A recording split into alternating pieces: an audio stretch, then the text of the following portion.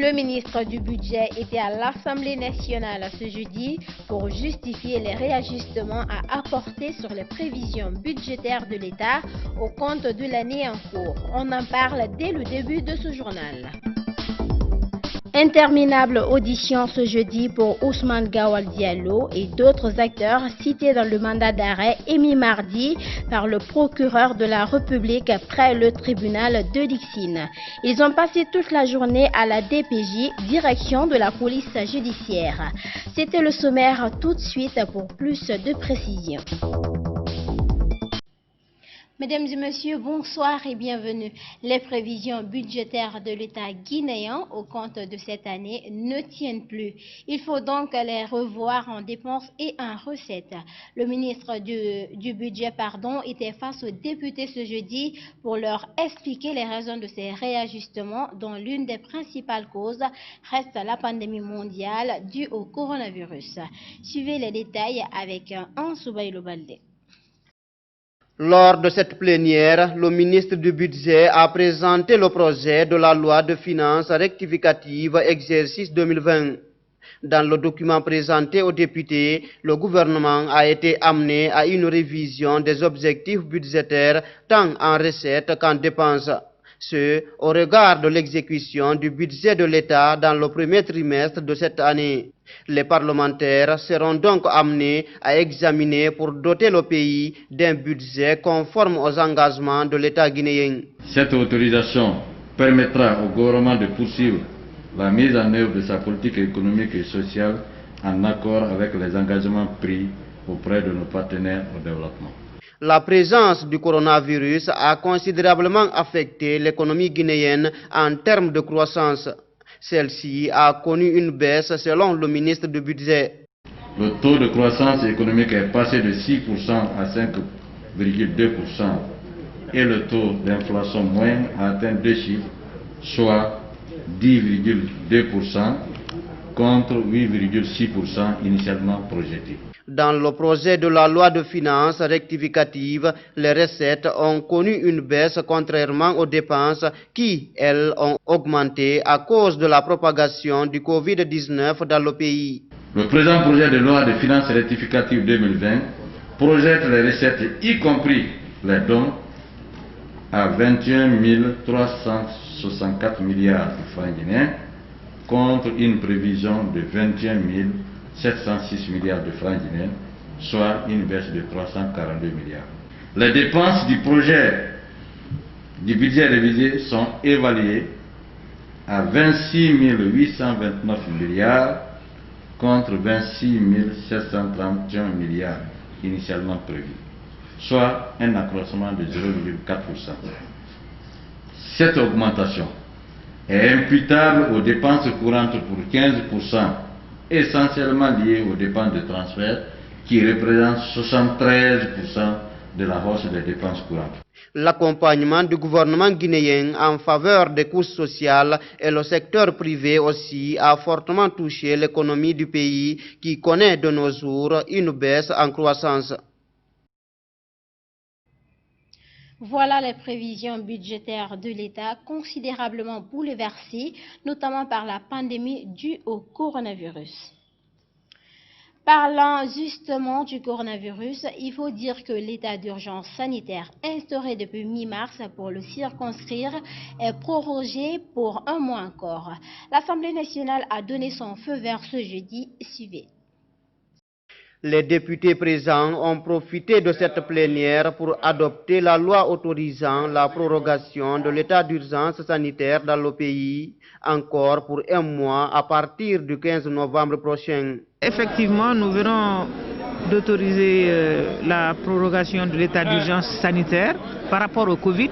Vous n'êtes pas sans savoir aujourd'hui que dans d'autres pays, sous d'autres continents, il y a une recrudescence encore de la maladie. Aux États-Unis, par exemple, on est à 120 000 cas. En Guinée, il faut remercier Dieu parce qu'on a pu quand même contenir la maladie par expérience après que le personnel soignant ait compris tout le process de la maladie. La résurgence du coronavirus dans le monde fait que les autorités guinéennes ont le devoir de prolonger l'état d'urgence sanitaire. Cela pour limiter les dégâts liés à la maladie sur les populations guinéennes. La présidente de la commission santé de l'Assemblée nationale rappelle que de nombreuses personnes sont actuellement malades du Covid-19. Mais il y a déjà un problème au niveau des citoyens. Il faut reconnaître que la maladie reste. Moi-même, pour avoir été testé positif au Covid-19, j'ai été à Donka, j'ai vu la population qui est là-bas, les gens sont hospitalisés. À Gbessia, je suis passé par le centre de Gbessia. Il y a beaucoup de monde à Gbessia aussi, mais sauf que les gens n'aiment pas officialiser qu'ils sont malades. Mais je vous dis que la maladie est en train de ravager. Donc il est important qu'on continue à respecter les mesures barrières. Selon Bintou Touré, le gouvernement doit prendre ses responsabilités pour limiter le laisser-aller adopté présentement par la plupart des citoyens dans les rues de Conakry. Oui, mais je crois que l'exécutif doit redoubler d'efforts. L'exécutif doit prendre toutes les dispositions qui sied, toutes les sanctions qui sied pour que la population respecte les mesures barrières. L'accompagnement sur le plan social va rester tant que l'état d'urgence sanitaire se poursuit, a promis le président de l'Assemblée nationale. Nous revenons sur la réaction du responsable des opérations du FNDC qui a fermement condamné hier ce qu'il appelle ces agissements illégaux du procureur du 3e mandat en référence à Sidi Souleymane Ndiaye du tribunal de Dixine. Vous le savez, c'est ce dernier qui a émis un mandat d'arrêt contre toute cette flopée d'acteurs sociopolitiques. Suivez. Ils sont nombreux, ces membres et responsables du Front National pour la défense de la Constitution à être activement recherchés selon la déclaration du procureur de la République près l'OTPI de Dixine publiée dans la journée du mardi 10 novembre. Sékou Koundouno, Étienne Soropogui, Ousmane Gawal Diallo et autres sont cités dans le mandat d'arrêt émis par Sidi Souleymane Ndiaye. Le responsable en charge des opérations du FNDC a réagi à cette sortie du procureur. Tout d'abord, il faut noter que cette sortie du procureur du 3e mandat, Sidi Souleymane Ndiaye, fait suite aux dénonciations faites par le Front National pour la défense de la Constitution sur les intentions malsaines et machiavéliques du pouvoir de Conakry d'investir les domiciles des leaders du FNDC et certains responsables politiques pour procéder au dépôt des armes de guerre et faire filmer cette scène par la RTG pour faire passer la thèse de complot comme ça s'est passé dans les années 70. Cette façon de faire contre les membres du FNDC a un seul but selon Ibrahima Diallo. Puisqu'ils ont échoué, ils veulent vraiment formaliser cette situation, mais en changeant l'approche. Donc, nous pensons que nous savions déjà avant que ces personnes-là étaient recherchées, que les membres du FNDC étaient recherchés. Depuis plusieurs mois déjà, certains responsables du FNDC vivent en cachette à cause des poursuites judiciaires qu'ils encourent, à en croire notre interlocuteur. Étant parmi les personnes ciblées, le domicile de Sékou Koundouno a reçu la visite des forces de l'ordre ce mercredi, selon Ibrahima Diallo. Je voudrais vous rappeler que ce matin, il y a des unités de la police et de la gendarmerie qui ont investi le domicile de Sékou Koundouno. Donc, ils ont fouillé toute la maison, absent des lieux. Ils ont menacé sa femme d'indiquer le lieu de refuge de son mari avant de voler son téléphone et quitter les lieux. Le FNDC a récemment formulé des plaintes contre le directeur de la police judiciaire et un autre responsable de ce service. Convoqués au tribunal, ces agents de la DPJ n'ont jamais accepté de comparaître.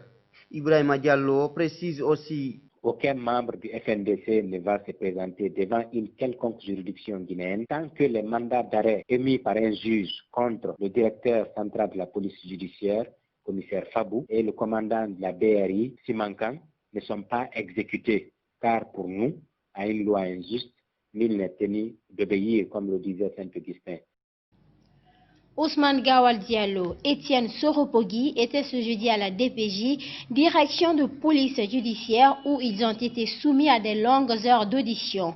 Ces acteurs sociopolitiques répondaient ainsi à l'appel du procureur Sidi Souleymane, qui a lancé un mandat d'arrêt contre eux depuis mardi. Il leur reproche d'avoir proféré des menaces de nature à troubler la sécurité et l'ordre public. Suivez le récit d'Omar Condé et Abdoulaye Keïta.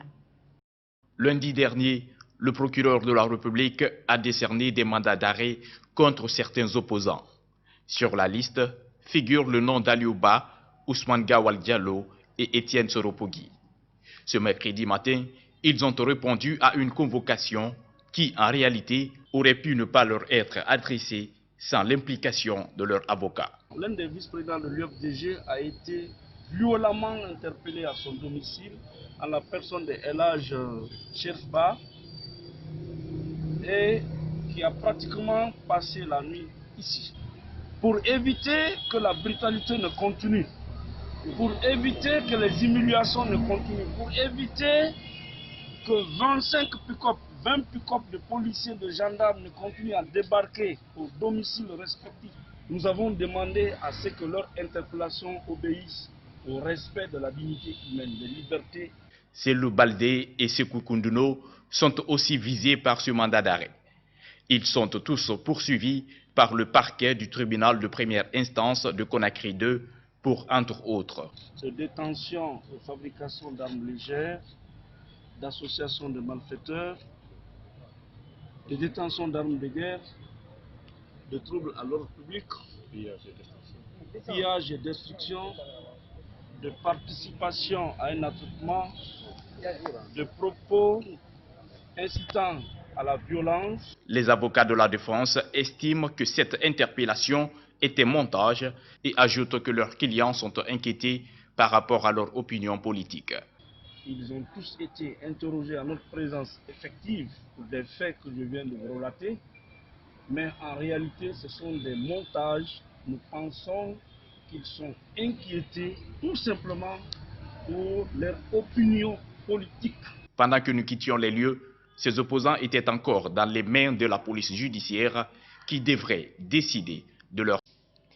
Ces nombreux cas d'arrestation qui visent des opposants risquent de favoriser l'enlisement de la crise post-électorale qui secoue le pays depuis bientôt un mois maintenant. C'est dans ce contexte de climat tendu que le président de la Fondation Djeriba Diaby pour la paix a reçu mercredi des observateurs électoraux africains. Ils étaient venus le remercier pour ses efforts en faveur de la quiétude sociale. Mamadou. L'ambassadeur de la paix a été célébré par ses collègues africains pour le rôle qu'il joue dans le maintien de la paix en Guinée. Ces observateurs électoraux venus de plusieurs pays du continent ont tenu à remercier El Hadj Djeriba Diaby et sa fondation pour les messages de paix qu'ils véhiculent à longueur de journée. De nombreux acteurs de la société civile, des forces vives de la nation guinéenne, en écho à l'appel lancé par la CAFAC, ont répondu présent à son projet Guinée présidentielle 2020 pour une culture de la paix, la non-violence et le vivre ensemble, pour des élections apaisées avant, pendant et après les élections. La nation guinéenne ne pourra que leur être reconnaissante. Parmi ces patriotes engagés pour la cause de la paix, nous citons aujourd'hui son Excellence El Hadj Djeriba Diaby. Ce serait pour moi un exercice difficile que de trouver les mots et les phrases adéquats pour fidèlement mettre en exergue l'étendue de la renommée de ce très distingué personnage, fils de la Guinée, qu'est Hadj Djeriba Diaby. L'ambassadeur de la paix a réitéré sa volonté de poursuivre ce qu'il s'est assigné comme objectif, c'est-à-dire toujours prier pour qu'il y ait la paix en Guinée. Mon devoir, c'est de prier, nuit et jour, et nous allons prier, et nous continuerons à prier pour la paix dans ces pays, pour la paix en Afrique ou pour la paix au monde entier. Parce que sans la paix, nous ne pouvons pas vivre. Sans la paix, nous ne pouvons pas construire notre pays. Sans la paix, nous ne pouvons pas avoir de routes, nous ne pouvons pas avoir de l'eau, nous ne pouvons pas avoir de courant. Quand on crie, il n'y a pas ça, il n'y a pas ça, il faut d'abord la paix. Quand on dit on va développer, ça c'est des idées de long. Mais il faut d'abord instaurer la paix. C'est pourquoi je lance un appel au dialogue. À à tous les acteurs politiques, aidez-nous pour que le dialogue soit sincère et franc dans notre pays, pour que les enfants guinéens ne meurent plus à cause des politiques. La Fondation El Hadj Djeriba Diaby pour la paix, l'assistance sociale et la solidarité a mené une campagne de sensibilisation sur le maintien de la paix avant, pendant et après l'élection présidentielle du 18 octobre. Mesdames et messieurs, c'est la fin de cette édition d'information réalisée par toute l'équipe de Gangan RTV. À tous, merci de l'avoir suivi et merci de votre fidélité à Gangan TV. Bonsoir chez vous.